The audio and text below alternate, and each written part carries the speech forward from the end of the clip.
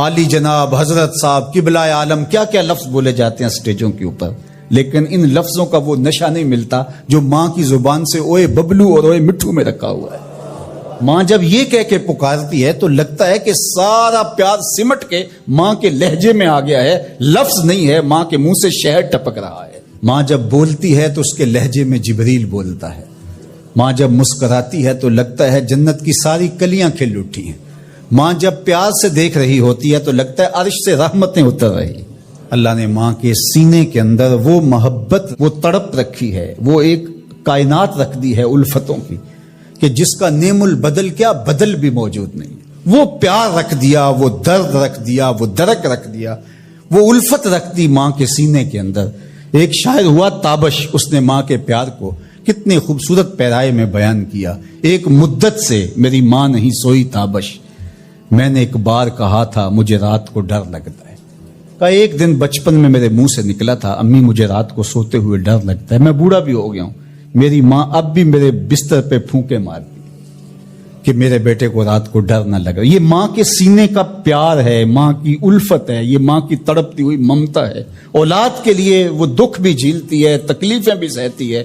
غریب مائیں لوگوں کے گھروں کے برتن بھی مانجنے پڑے تو اس سے بھی گریز نہیں کرتی۔ شہر میں آ کر پڑھنے والوں بھول گئے ہو کس کی ماں نے کتنا زیور بیچا ہے۔ اس لیے ماں کی کمی انسان بڑھاپے میں بھی محسوس کرتا ہے۔ کبھی ایسا نہیں ہو سکتا کہ انسان کہے کہ کوئی بات نہیں اب میں بڑا ہو گیا، مجھے ماں کی کمی محسوس نہیں ہوتی۔ بوڑھا بھی ہو جائے انسان جو ہے وہ سب سے اونچے منصب پر بھی بیٹھ جائے، میں اور آپ کیا، میری اور آپ کی حیثیت اور اوقات ہی کیا۔ امام الانبیاء حضور ختم المرتبت صلی اللہ علیہ وآلہ وسلم حجرہ انور سے نکلے اور جو ہی حضور نبی رحمت صلی اللہ علیہ وآلہ وسلم مصلی پر تشریف فرما ہوئے تو حضور کو دیکھ کر کے تمام صحابہ ادب سے کھڑے ہو گئے۔ جو ہی یہ امٹتا ہوا پیار دیکھا تو حضور کی نظر پلٹ کے کئی سال پیچھے چلی گئی اور ابوا کی وادی میں اپنی ماں کی قبر پہ کھڑا ہوا اپنے آپ کو پاتے ہیں حضور۔ اور پھر ایک جملہ کہا، الحاوی للفتاوی کے اندر امام سیوطی نے اس کو بڑی تفصیل سے لکھا ہے کہ چشمان رحمت سے آنسو ٹپکنے لگے اور حضور مصلی پہ کھڑے ہو گئے اور فرمایا لو ادرکت والدیہ او احدہما، کاش آج میرے ماں باپ زندہ ہوتے یا کم از کم میری ماں ہی زندہ ہوتی اور میں لوگوں کو نماز پڑھا رہا ہوتا، وَأَقْرَأُ فِيهَا بِفَاتِحَةِ الْكِتَابِ، اور اس میں سورہ فاتحہ کی تلاوت چل رہی ہوتی۔ پھر میری ماں کو میرے ساتھ اچانک کوئی کام یاد آ جاتا، وہ دروازے پر آتی اور چلمن سرکاتی اور مجھے بیٹا کہہ کے آواز دیتی۔ فرمایا لوگوں نماز چھوڑ کے پہلے ماں کی بات سن لیتا۔ تو ماں کی کمی تو انسان زندگی کے آخری حصے میں بھی محسوس کرتا ہے۔ پھر اس سے بڑا منصب کس کا ہو سکتا ہے جو امام الانبیاء کا منصب ہے؟ اتنا بڑا اعزاز کس کا ہو سکتا ہے جو خاتم المرسلین کا اعزاز ہے، جو محبوب خدا ہیں، کونین کے مالک ہیں، لیکن ماں کی کمی کو وہ بھی محسوس کرتے ہیں، ماں و شمع کی شمار میں ہے۔ تو ماں باپ کا وجود اللہ کی رحمت ہے۔ جب یہ سایہ سر سے اٹھ جاتا ہے تو پھر پتہ چلتا ہے کہ بندہ کھڑا کہاں ہے۔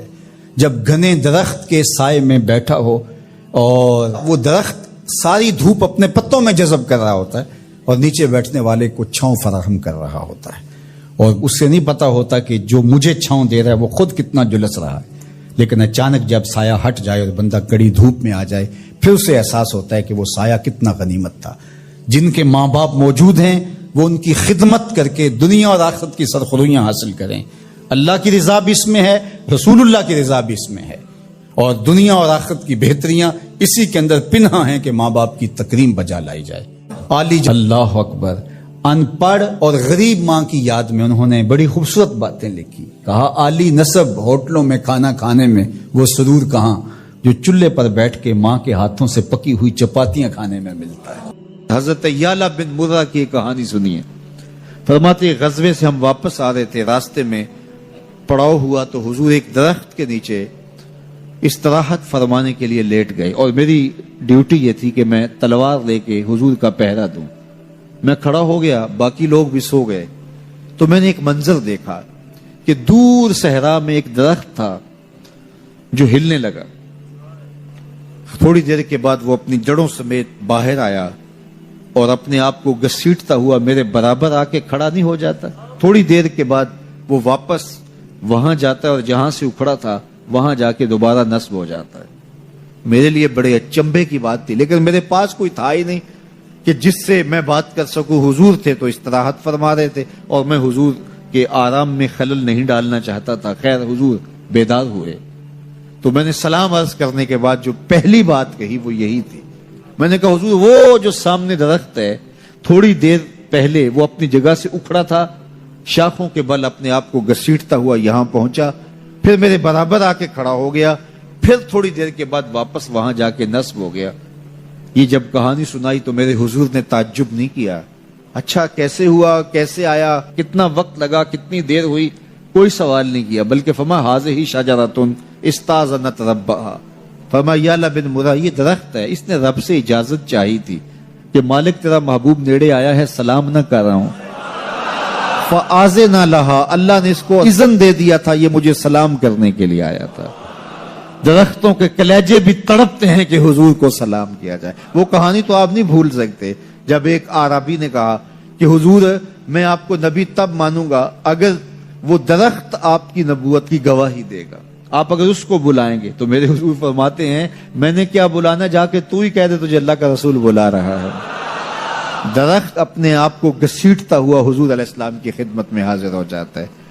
درخت مان رہے ہیں، چاند کا کلیجہ شک ہو رہا ہے، پتھر کلمے بول رہے ہیں، حضور کے عشق میں کائنات کے ایک ایک ذرے کا دل دھڑک رہا ہے۔ وہ کیا کسی نے کہا تھا زمین جل رہی ہے، آسمان جل رہا ہے، محبت میں سارا جہاں جل رہا ہے۔ پوری کائنات حضور کی آتش محبت میں جل رہی ہے اور حضور کے وصل کے لیے تڑپ رہی ہے۔ درخت ہوں، پتھر ہوں، اشجار ہوں، وہ اونٹنی جس پہ حضور سوار ہوتے تھے، غضبہ نامی اونٹنی، آپ تعریف پڑھیں حضور کے وصال کے بعد وہ چارہ نہیں کھاتی تھی، چارہ چھوڑ دیا تھا، رو رو کے نابینا ہو گئی وہ اونٹنی، اور صحابہ نے اس کی آنکھوں پہ پٹی باندھ دی تھی، اس نے رو رو کے جان دے دی۔ جب حضور چلے گئے ہیں تو ہم نے جی کے کیا لینا ہے۔ آپ نے محبت کی لوگ داستانیں سنی ہوں گی، محبوں نے محبوبوں کے لیے کیا کچھ کیا، نہریں کھودی، تکلیفیں سہی، اذیتوں سے گزرے، سولیوں پہ چڑھ گئے، لیکن آپ نے آج تک ایسا منظر نہیں دیکھا ہوگا کہ محبوب نے لب پھینکا ہو اور محب نے اپنے ہاتھوں پہ لے کے چہرے پہ مل لیا ہو۔ محبوب کے وضو کے پانی کو زمین پہ نہیں گرنے دیتے۔ عروہ بن مسعود صلح حدیبیہ کے موقع پر واپس جب گیا تو اس نے قریش مکہ کو جا کے کہا میں تمہاری جانب سے سفیر بن کے بڑے بڑے بادشاہوں کے درباروں میں گیا ہوں، واللہ اصحاب محمد کو جو میں نے محمد صلی اللہ علیہ وسلم کی تعظیم کرتے ہوئے دیکھا ہے، واللہ آج تک کسی بادشاہ کی بھی وہ تعظیم ہوتے ہوئے نہیں دیکھی، اور جو ان کا لعاب زمین پہ نہیں گرنے دیتے، ان کے وضو کا پانی نہیں زمین پہ گرنے دیتے، وہ ان کا خون کیسے گرنے دیں۔ تو جنگ کا ارادہ ترک کر دو۔ تاریخ بتاتی ہے صلح حدیبیہ کے بعد سیدھا فتح مکہ ہوا ہے، قریش کے ساتھ پھر کوئی جنگ نہیں ہوئی، اس لیے کہ ان کے دلوں پر ایک رعب بیٹھ گیا تھا۔ جب امت نبی کی تعظیم اور تکریم بجا لاتی ہے تو بتائیے کہ پھر اس امت کو تسخیر کیا جا سکتا ہے؟ وہ ناقابل تسخیر۔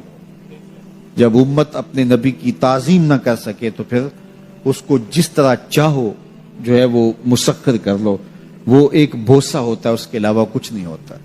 اس لیے اگر آپ مجھے پوچھیں کہ دین ہے کیا، تو ایک تو ہے کہ اس عنوان سے ایک الگ گفتگو کی جائے کہ دین کیا ہے، لیکن دو لفظوں میں اگر آپ مجھ سے پوچھنا چاہیں اور میں آپ کو بتانا چاہوں تو مجھے اقبال علیہ رحمہ کا لہجہ ادھار لینا پڑے گا۔ انہوں نے کہا دین سراپا سوختن اندر طلب، انتہائش عشق آغازش ادب۔ طلب محبوب میں تڑپنے کا نام دین ہے، جو ادب سے شروع ہوتا ہے عشق پہ ختم ہو جاتا ہے۔